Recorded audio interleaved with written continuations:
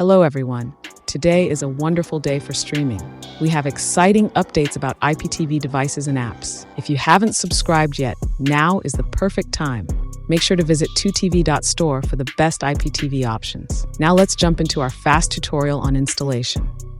First, gather all necessary devices like a streaming box. Next, connect your IPTV device to the HDMI port. Now it's time to power up your device and TV. Once powered on, select the correct HDMI input on your TV. Now we need to install the IPTV app directly. Search for your preferred IPTV app and click Install.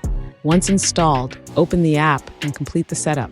Enter your subscription details to access various channels. Explore the vast library of channels and shows available. Now sit back and enjoy your favorite shows instantly.